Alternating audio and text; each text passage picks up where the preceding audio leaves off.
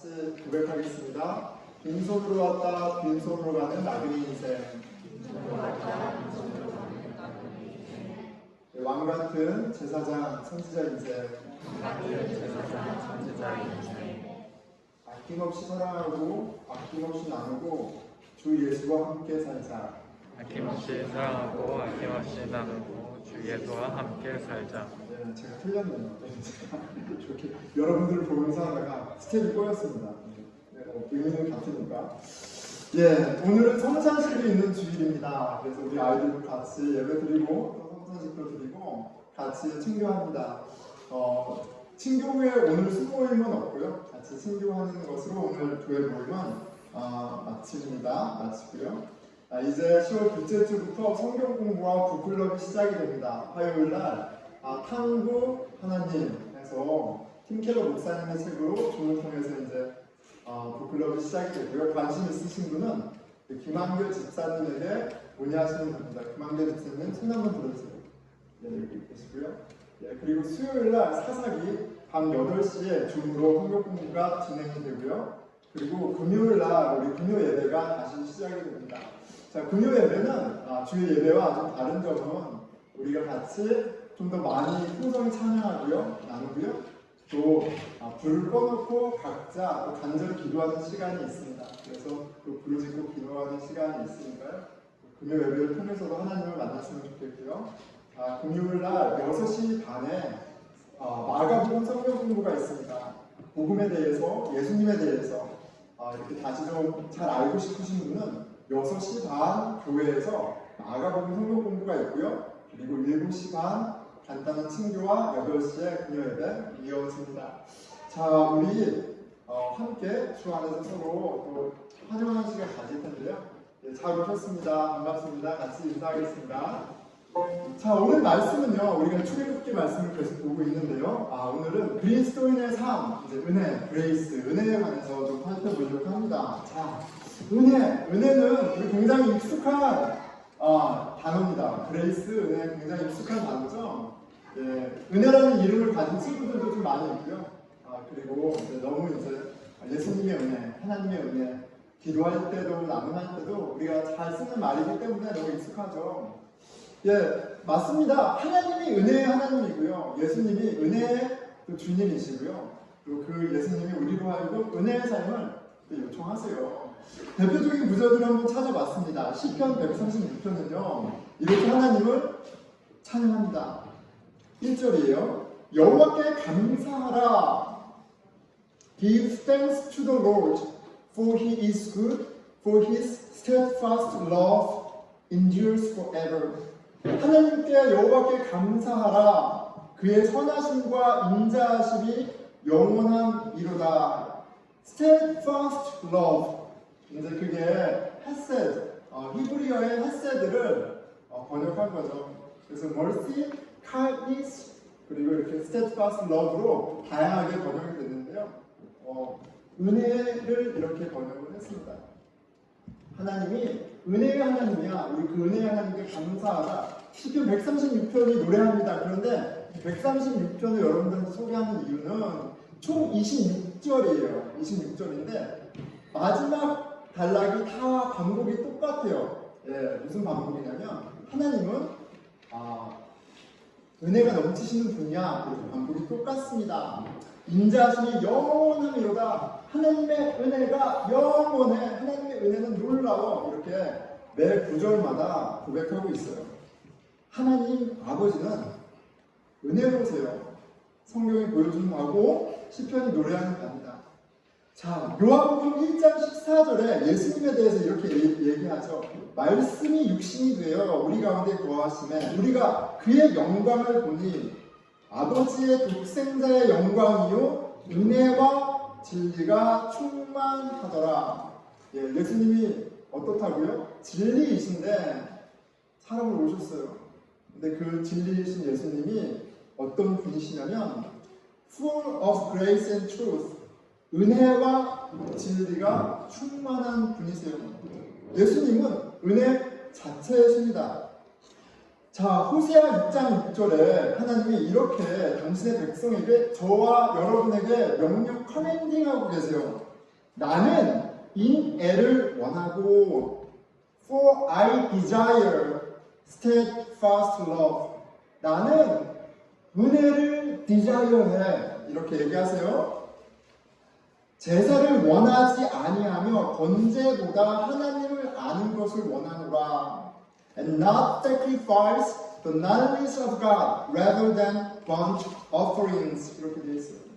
어떠한 예배의 행위와 헌신과 열심과 그런 것들, 종교적인 것들보다도 내가 정말 원하는 건 두 가지가 있는데 I desire grace. 은혜를 나는 간절히 원해. 너희들이 은혜의 삶을 살기를 나는 간절히 원해. 너희들이 나를 알기를 나는 간절히 원해. 이렇게 말씀하세요. 하나님 기뻐하시는 게 뭐예요, 여러분? 하나님 기뻐하시는 게 뭡니까? 은혜로운 삶을 사는 거예요. 갑자기 어려우시나요? 자, 우리 모두는요, 하나님의 은혜로우신 하나님의 은혜로우신 예수 그리스도를 통해서 예수 그리스도의 은혜로 하나님의 자녀가 되는 놀라운 축복을 입었습니다. 자, 그렇게 은혜를 입은 우리에게 하나님은 은혜의 삶을 살 것을 요청하세요. 커맨딩 명령하세요. 그렇기 때문에 은혜라는 단어는 그냥 익숙한 단어, 내 친구 이름, 내지는 예수님 하나님 기도할 때 그냥 갖다 붙이는 수식어가 맞지만 거기에 머물러서는 안 되고요. 우리의 삶을 보여주는, 우리의 삶을 드러내는 특징이 되어야 합니다. 오늘 본문도 이런 맥락에서 좀 이해를 할 필요가 있죠. 출애굽기 23장 9절에 너는 이방 나그네를 압제하지 마라. You shall not oppress a sojourner. 너희가 애굽 땅에서 나그네 되었은즉 나그네의 사정을 아느니라. You shall not oppress a sojourner. You know the heart of a sojourner. For you were sojourners in the land of Egypt. 나그네를 괴롭히지 마. 나그네의 그 어려움을, 힘듦을 너희가 알잖아. 그러니까 괴롭히지 마. 라고 말씀하세요. 그런데 이것을 은혜의 하나님이 이스라엘 백성에게 베푸신 은혜의 관점에서 봤을 때 그런 거죠. 너희가 아무것도 아니었을 때 나의 은혜로 살았고 나의 은혜로 자유로워졌잖아. 그러니까 아무것도 아닌 약자, 나그네 그들을 대할 때 그 은혜를 기억해서 은혜롭게 대해 이렇게 명령하시는 거죠. 하나님은 유대인들에게 이스라엘 백성들에게 이렇게 말씀하실 수 있어요. 명령하실 수 있어요. 왜요? 하나님이 이스라엘 백성들에게 그들이 나그네였을 때 은혜를 베푸셨기 때문에 그렇습니다. 자, 그런데 동일한 맥락에서 하나님은 우리에게도 은혜를 베푸셨고요. 은혜를 요구하세요. 자, 그런데 은혜. 그 은혜가 우리가 여러분이 지금 각자 생각하는 그 은혜가 맞는지 아닌지 아니면 우리가 아직 잘 이해하고 있지 못한 의미가 있는지 좀 오늘 살펴보려고 합니다. 자, 은혜가 무엇일까요? 자, 오늘 말씀을 통해서 깨닫게 되는 게 있었으면 좋겠는데요. 우선 이거를 알아야 돼요. 뭐냐면 은혜라는 단어는 우리 조상들이 기독교를 접하기 전에 이미 가지고 있던 개념이었어요. 은혜라는 단어는 이미 있었습니다. 근데 헤세드라는 단어를 이게 비슷한 것 같아 이렇게 해서 이제 은혜로 트랜슬레이트해서 우리가 성경에 은혜로 읽고 있는 거예요. 자, 이 말은 무엇이냐면 우리가 성경에서 말하는 은혜 그 의미를 알기 전에 이미 성경 밖에 은혜라는 단어를 알고 있었어요. 그렇기 때문에 성경에서 말하는 은혜와 성경 밖에서 말하는 그 은혜의 차이를 잘 알아야 돼요.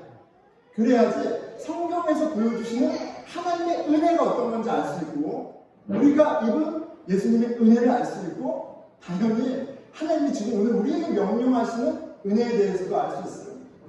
성경을 통해서 다시 이해하는 작업이 필요해요. 성경의 말씀을 통해서 예전에 갖고 있던 그런 컨셉들이 디컨스트럭되고 그리고 성경의 라이트 안에서 리컨스트럭되는 과정이 필요해요. 은혜도 그렇게 다시 우리가 이해가 필요합니다. 자, 은혜는 어떻게 다른지 이제 좀 설명하려고 해요. 은혜는 act of kindness, mercy. 누군가가 베푼 호의예요. 누군가가 베푼 호의고요. 친절함입니다. 자, 은혜는 꼭 교회 안에서만 얘기하는 게 아니에요. 그렇기 때문에 부모가 자식에게, 그리고 선생님이 학생에게, 선배가 후배에게 윗사람이 아랫사람의 편의를 봐주거나 도움을 줄 때 은혜를 베풀었다 이렇게 이야기를 합니다. 그런 표현을 쓰죠. 은혜를 입었다, 은혜를 베풀었다. 내 은사로부터, 선생님으로부터, 부모님의 은혜, 한량없는 은혜. 성경 밖에서도 이미 우리가 쓰던 단어예요. 은혜가 있습니다. 기독교 신앙 밖에서도요, 은혜는 사람이 살아가는 데 굉장히 중요한 미덕이에요. 벌칙이에요. 필요한 겁니다. 누구나 누군가의 호의나 친절이 필요하기 때문에 그래요. 그렇죠. 우리가 살아가면서 부모님의 그런 도우심, 보살핌이 반드시 필요하죠. 교수님의 호의, 친구들의 어시스트 이런 것들이 필요합니다. 보스턴에서 처음 이사 와서 살아갈 때 누군가의 도움이 필요하잖아요. 꼭 교회 안에서만이 아니라 그레이스는 은혜는 우리가 너무너무 필요한 거예요. 일상 가운데 경험합니다. 누구나 호의나 친절이 필요하고요. 누구나 비빌 언덕이 다 필요합니다. 자, 세상에서 은혜를 꽤 강조합니다. 세상에서 은혜를 굉장히 강조하죠. 남을 잘 돕고 잘 베푸는 사람이 어떤 사람이에요? 후배를 잘 케어하고 후배를 잘 먹이고 그런 선배, 선생님, 그런 어른, 멋진, 존경할 만한 그런 사람이죠. 성숙한 사람이고 어른입니다. 잘 베푸는 거 되게 중요해요. 잘 베풀고 잘 받고 잘 주고 잘 받는 것이 굉장히 중요합니다. 신앙을 떠나서. 그리고 잘 주고 잘 받는 게 사회생활의 모든 것이기도 해요. 잘 받고 잘 주는 거. 그렇죠. 자, 잘 베푸는 것 되게 중요하고요. 잘 베풀고 잘 받는 것 중요합니다. 그런데 여기서 세상에서 은혜를 잘 베푸는 것만큼이나 중요한 게 있어요. 여러분 뭔지 아세요? 은혜를 베푸는 것만큼이나 되게 중요한 건 뭐냐면 은혜를 잘 갚는 거예요. 은혜를 갚는 게 굉장히 중요합니다. 제가 이렇게 은혜를 갚는다라는 걸 생각해 보니까 여러 가지 그 옛날 동화도 생각나고 그러더라고요. 그래서 제가 찾아봤습니다. 근데 여러분 홍구와 놀부 이야기 아시죠? 홍구와 놀부 이야기. 우리 친구들도 보면 홍구와 놀부 이야기 보면 보여주셔야 되는데. 자, 지금 까치가 제비네요. 제비가 떨어졌는데 그 홍구가 다리를 고쳐주죠. 은혜를 베풀었어요. 그래서 이 제비가 어떻게 해요? 은혜를 갚죠. 제비가 은혜를 갚아요, 여러분.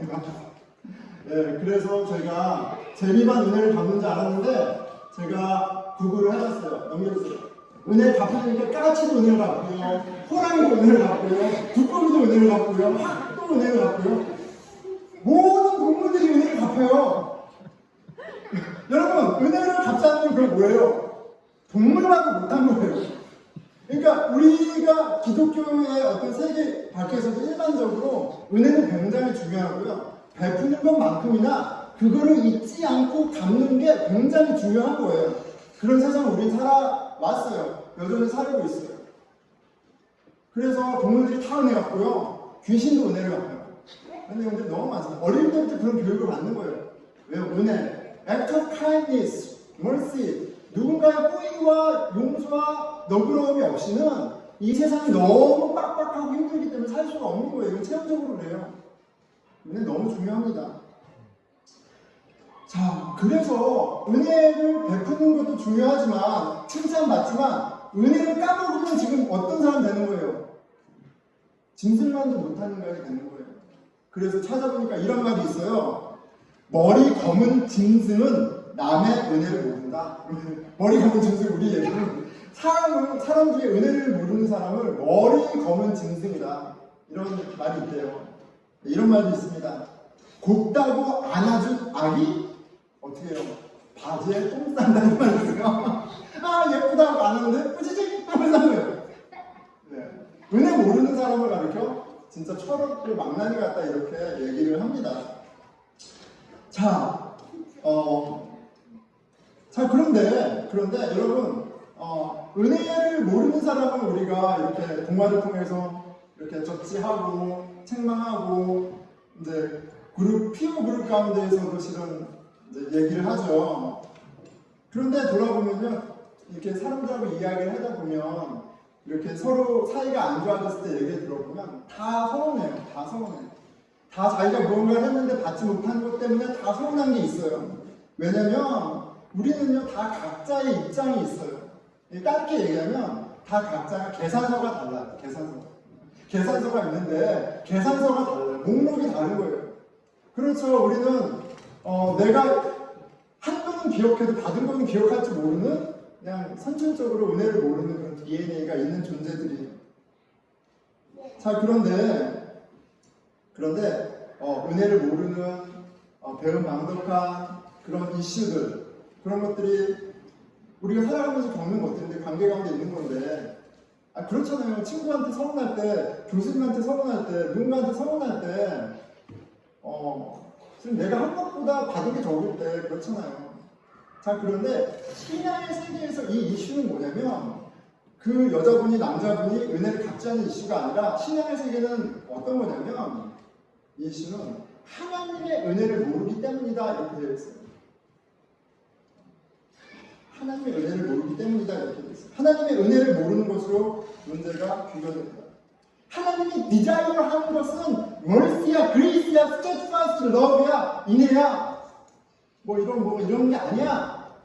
그리고 되게 재밌는 얘기를 하시죠. 날리셔가 하나님을 아는 것을 은혜 이렇게 얘기했어요. 내 삶에 은혜가 작동하지 않는 것은 하나님을 모르기 때문이다. 성경은 그렇게 얘기해요.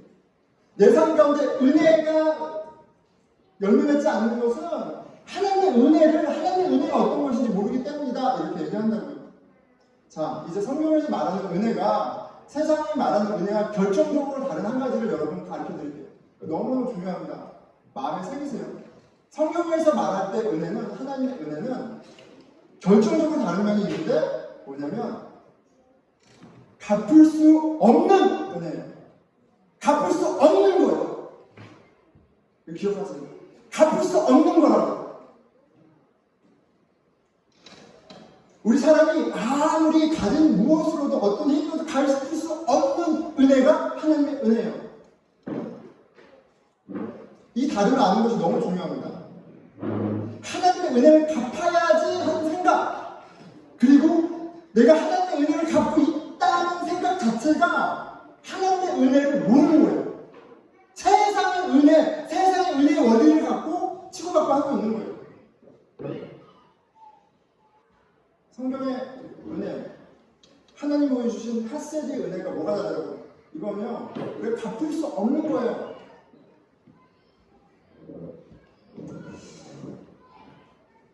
알고 하나님의 은혜를 갚아야지. 내가 이러면서 하나님의 은혜를 갖고 있는 무언가라고 생각하는 건요, 하나님의 은혜의 가치를 모르고 있는 거고요. 그리고 그런 은혜는 효력이 없습니다. 생명의 효력이 없어요. 자, 우리가 하나님의 은혜를 가리켜 가장 쉽게 설명하는 비유가 선물입니다. 값을 치르지 않는 선물이에요. 기가 막힌 비유예요. 선물 맞습니다. 선물이에요. 자격이 없는데 대가를 치르지 않았는데 받은 선물이에요. 자, 그런데 은혜는 선물인데 심플하죠. 더 심플하게 얘기하면 은혜는 공짜예요. 공짜. 그런데 여러분, 그런데 전에 여기 자 용기 있게 손들어 보겠습니다. 나는 공짜가 싫다? 손들어 보세요. 너무 제가 갑자기 생각나는 공짜 싫어하는 사람이 없다는 얘기를 하는데 공짜 싫어하는 사람 없죠. 그런데 공짜여도 싫은 공짜가 있습니다. 가치 없는 공짜는 싫어요. 그 생각이 났어요. 가치 없는 공짜는 감동이 없어요. 싫어요. 우선 여기 계신 분들 중에 초코파이를 사랑하는 분들이 죄송합니다. 전 초코파이 싫어해요. 누가 저한테 초코파이 선물을 해도 전 감동받지 않아요. 초코파이 일단 보여주세요. 초코파이 저는 감동적이지 않아요. 초코파이 싫다고요. 누가 한 트럭을 1톤짜리 트럭을 초코파이 선물로 줬어. 저한테는 아무런 의미가 없어요. 가치가 없기 때문에 그래요. 가치가 없기 때문에. 초코파이 먹지 않습니다. 저는 얼마 전에 한 캠퍼스를 만나는데 학생들 만나러 가는 거예요. 그래서 이제 가는 빈손으로 하면 좀 그렇잖아요. 정서상 정이 있는데. 그래서 아내한테 얘기했어요. 우리 초코파이 좀 사갈까? 이렇게 얘기했어요. 그랬더니 저희 아내가 요즘 누가 초코파이 먹냐고 그게 한 거예요. 근데 나도 초코파이 안 먹어. 굉장히 민망해지더라고요. 나도 안 먹는 초코파이를 선물한다는 게 얼마나 민망해요. 메뉴를 바꿨어요. 초코파이 하지 말고 우리가 최근에 발견한 맛있는 라면, 컵라면, 큰 고급진 뭐 상대는 어떻게 받아들일지 모르지만 어쨌든 라면을 이렇게 해서 줬어요. 말하는 요점은 은혜는 값없이 받은 선물 맞는데 은혜의 강도는 은혜의 어떤 영향력은 그 선물의 가치에 따라 달라지는 거예요. 내가 정말 가치 있게 여기는 걸 받았을 때 기쁘고 즐겁고 막 무언가 해피해피한 거지. 내가 전혀 가치 있게 여기지 않은 걸 받으면 이사할 때 힘든 뭐 하나 더 늘어나는 것 뿐이 안 되는 거예요. 아무런 의미가 없어요. 아무런 어프리시에이션이 없다고요. 무언가 값이 좀 나가야 받는 기쁨도 있고 감동도 있어요. 그걸 받아야 활력도 있고 좀 돈도 되고 뭐 그렇게 자랑할 만하고 이렇게 해야지 뭔가 이렇게 하잖아요. 우리 그리스도인들은 모두 예수 그리스도를 통해 하나님의 은혜를 입은 사람들이다. 우리 그걸 믿어요. 그 은혜로 하나님의 자녀가 되는 권세, 세상의 그 어떤 글로리와 비교할 수 없는 것을 선물로 받았어요. 그런데 기쁘지 않아. 기쁘지 않아. 전혀 기쁘지 않아. 안 주신 걸까요? 그 선물을 안 주셨나요? 주셨죠. 주셨어요. 성령님이 가르쳐 주세요 또. 그런데 감동이 없어. 선물을 안 받은 게 아니라 모르는 거예요. 가치를. 하나님이 은혜롭지 않으시는 게 아니라 교회를 10년, 20년 다녔는데 모르는 거예요. 은혜를. 하나님 누군지 몰라. 그게 더 맥센스 하는 거죠. 우리가 받은 은혜의 가치가 어느 정도인지 아십니까? 그 가치를 안다면 분명히 알게 되는 것이 한 가지가 있는데 그건 뭐냐면 우리는 절대 하나님의 은혜를 갚을 수 없다라는 사실이에요. 그 은혜가 어떠한 건지 그 가치를 정말 알면 감히 그 은혜를 갚아야지 갚고 있어 이런 생각 자체를 할 수가 없는 거예요. 자, 하나님의 은혜는 갚을 수 있는 무게가 아니죠. 이 사실을 예수님이 너무나 유명한 만 달란트 빚진 자의 비유로 얘기하시는 거예요. 자, 만 달란트는요. 자, 그림을 보겠습니다. 만 달란트는 저렇게 황금이 많은데 저도 안 하셨고 16,000년 16만 년이죠. 일요일 없이 16만 년 일해야지 벌 수 있는 돈이에요. 16만 년을 하루도 쉬지 않고 벌어야지 벌 수 있는 돈이라고요. 만 달란트는. 자, 여러분들이 16만 년 일해야지 갚을 수 있는 빚을 졌다. 이 중에 갚을 수 있다. 손 들어보세요.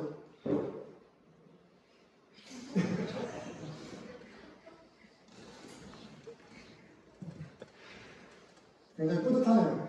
예, 제가 부자가 될 것 같습니다. 그 빚을 갚을 수 있다라고 생각하는 것 자체가 그 빚의 무게를 모르는 거예요. 아, 내가 하루 열심히 일했어. 디파짓 100불. 하루 열심히 일했어. 디파짓 200불. 이자가 더 올라가죠. 이자가 어마어마하게 올라가요. 그러면 내가 100불, 200불 디파짓 하면서 갚고 있다고 생각하면 그걸 아는 거예요? 모르고 있는 거예요? 모르고 있는 거예요. 모르고 있는 거예요.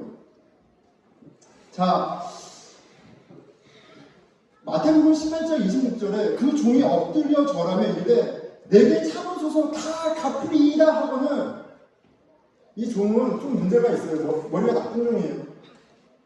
하나님 앞에서 왕 앞에서 지금 너 이 빚 갚아라고 하는데 다 갚겠습니다 이렇게 말하는 것 자체가 실은 뭔가 좀 이렇게 판단을 잘 못하고 있는 거예요. 계산을 못하고 있는 거예요. 그렇죠? 그런데 참 바보 같은데 그 왕이 그 임금이 이 종한테 어떻게 해줘요? 27절 그 종의 주인이 불쌍히 여겨 놓아 보내며 그 빚을 탕감해 주었더니 아니 돈이 도대체 얼마나 많길래 그렇게 간절히 어쩔 줄 몰라하는 그 종을 보고 그 빚을 40달란트를 6조 달러예요. 6조 달러. 6조 달러를 그냥 외회해줬어요. 미니멈 6조 달러입니다. 그걸 외회해줬어요. 자, 그런데 성경은 우리가 하나님의 은혜로 태어난 존재임에도 불구하고 그 창조주 하나님을 인정하지 아니하고 이 창조 세계를 내 것이냐 마음대로 한 우리를 가르쳐 죄인이라고 하고요. 그 죄의 무게는 마치 이렇게 무거운 거야 라고 가르쳐줘요. 그런데 하나님이 우리가 이해할 수 있는 사랑으로 이 빚을 어떻게 해줘요? 탕감해줘요. 예수 그리스도가 하신 일이죠. 그런데 우리를 위해 죽으시고 부활하신 일은 이 빚을 탕감하는 것으로 끝난 게 아니라 40달란트를 웨이브해 주는 것도 엄청난 일이지만 하나님의 자녀가 됐던 건 뭐냐면 우리 어카운트에 40달란트를 디파짓 해주는 거예요. 그 가치가 그런 정도의 가치를 우리가 입은 거예요. 하나님이 우리에게 주신 것들은요, 우리가 갚을 수 있는 것이 아무것도 없습니다. 그런데 이 종이 정말 머리가 나빴어요. 자기가 어떤 은혜를 입었는지 몰랐어요.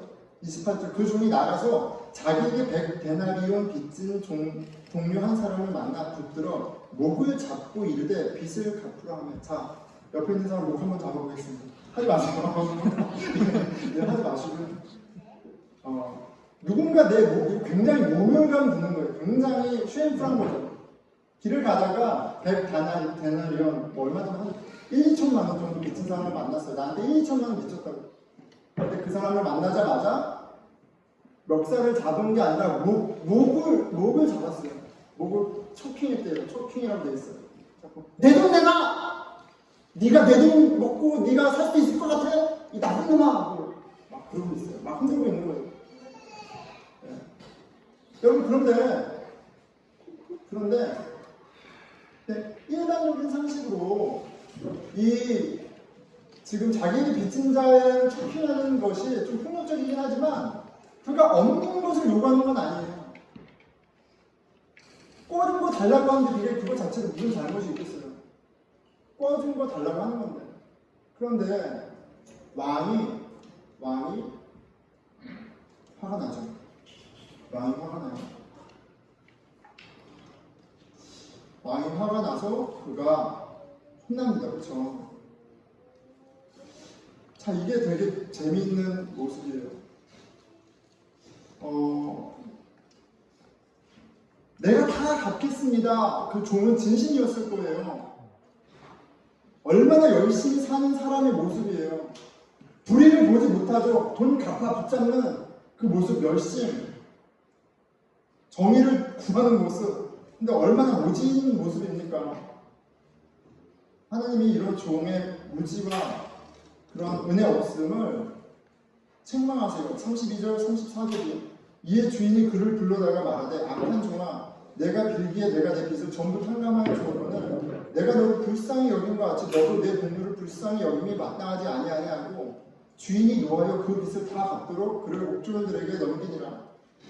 하나님이 책망하십니다. 은혜 없음을 책망하시죠.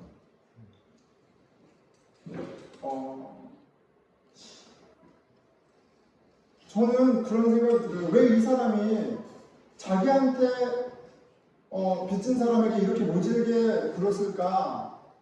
제 상상이에요. 이 종은 주인한테 돈 갚으려고 지금 그러는 거 아닌가?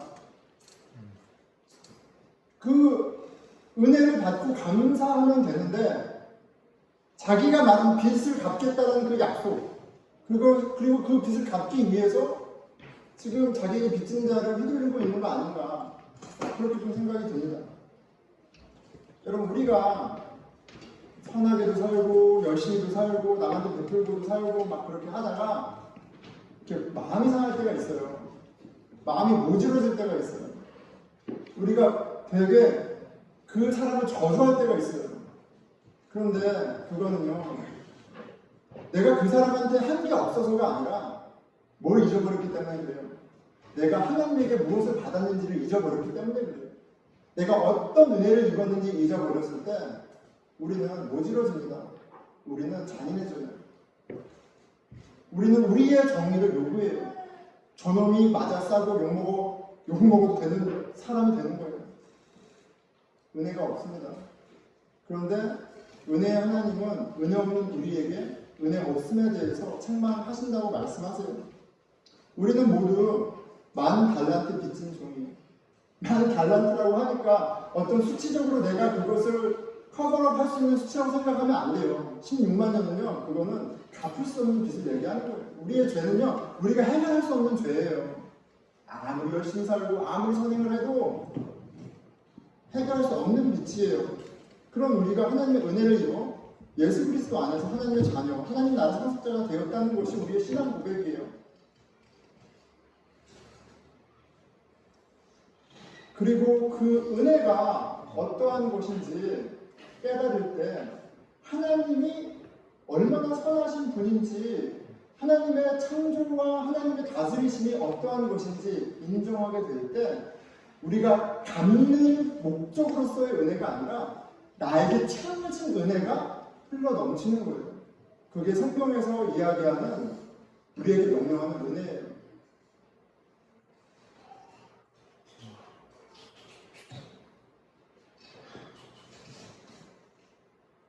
바울의 고백을 주목하면서 우리가 받은 은혜가 어떠한 것인지, 어떤 능력이 있는 것인지 기대하게 되는, 고민하게 되는, 또 기도하게 되는 저와 여러분이 되기를 축원합니다. 바울이 많은 일을 했죠. 몸을 불살라서 하나님의 교회를 위해서 헌신했습니다. 그럼 그가 고린도전서 15장 10절에 이렇게 얘기합니다. 내가 나 된 것은 하나님의 은혜로 된 것이니 내게 주신 그의 은혜가 헛되지 아니하며. 내 은혜 많이 받았으니까 그 은혜 갚으려고 애썼어 라고 이해하는 거는 우리가 갖고 있던 세상의 그런 은혜에 대한 범주에서 보는 거예요. 내가 감당할 수 없는 한량없는 은혜가 나로 하여금 은혜의 삶을 살긴 했어, 이렇게 이해하는 게 맞습니다. 여러분은 은혜로운 사람들이에요. 여러분은 옆 사람에게 친절합니까? 아내에게, 남편에게, 아이들에게, 직장 동료에게, 학교에서 여러분들의 친절함과 여러분들의 감사와 여러분들의 자비는 무엇을 근거로 하고 있어요? 하나님의 은혜는 우리로 새로운 사람이 되게 하십니다. 하나님의 자녀답게 하시고요. 누구보다도 우리 삶 가운데 감사와 기쁨을 채워주시는 능력이에요.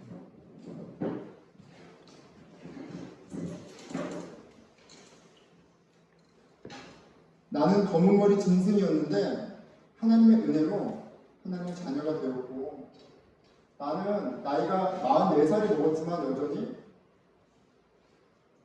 참 더러운 내 모습에는 허물뿐이 없는, 하나님 나를 매일매일 안아주지만 나는 똥을 싸는 그런 존재임에도 불구하고 하나님이 나를 더럽다 하지 않고 매번 내 기도 가운데, 말씀 가운데, 매 예배 가운데 그 더러움을 당신의 손으로 닦아주시고 씻겨주시고 가장 영광스러운 옷을 입혀주시는 그런 은혜가 있습니다. 우리 잠깐 눈을 감아보겠습니다.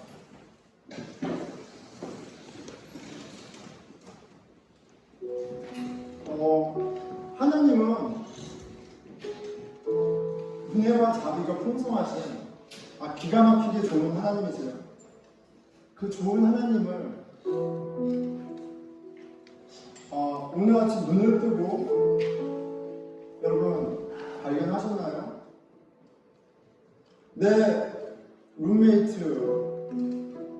아니 내 아내와 남편, 내 아이들, 내 친구들, 그리고 오늘 이 자리 가운데 서로를 바라보며 하나님의 은혜를 레코나이즈하는 그 은혜가 저와 여러분에게 있었습니까? 여러분, 저와 여러분 가운데 숨 쉴 자격이 있는 사람이 감히 있다고 생각하세요? 저와 여러분 가운데 오늘 하루를 살 수 있는 자격이, 권한이, 권리가 있다라고 생각하세요? 우리의 삶 가운데 은혜하는 것이 있습니까? 하나님이 창조주이시고 하나님이 만물의 주인이신 것을 안다면 선물이 아닌 것이 있습니까? 나의 더러움과 관역에도 불구하고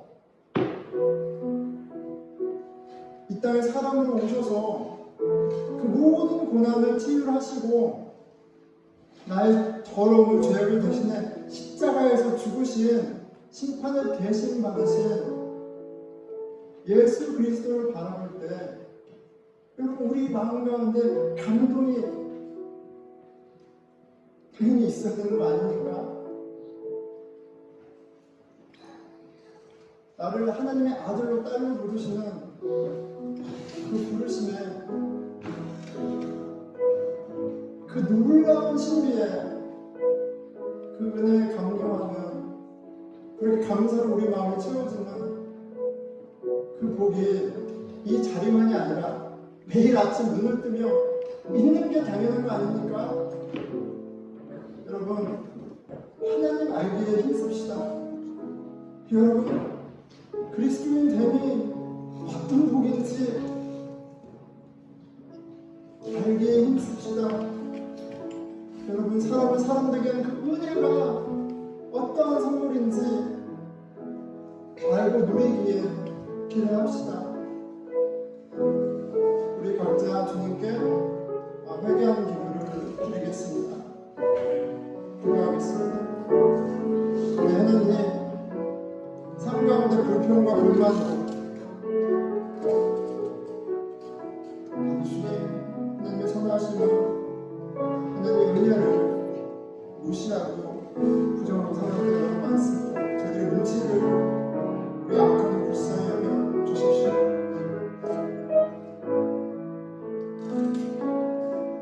그런 망독함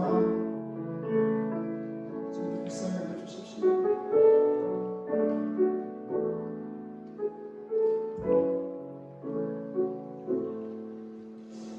주님, 저희가 함께 주께서 우리에게 허락하신 거룩한 만찬으로 나아갑니다. 주님, 우리를 위해서 몸을 찢으시고 쏟으신 그 피를 받아 먹고 마실 때 아버지의 은혜가 실체가 되어서 우리의 심령을 채우고 새롭게 하는 능력이 되게 하여 주시옵소서. 이 모든 말씀 우리 주 예수 그리스도 이름으로 기도드렸습니다. 아멘.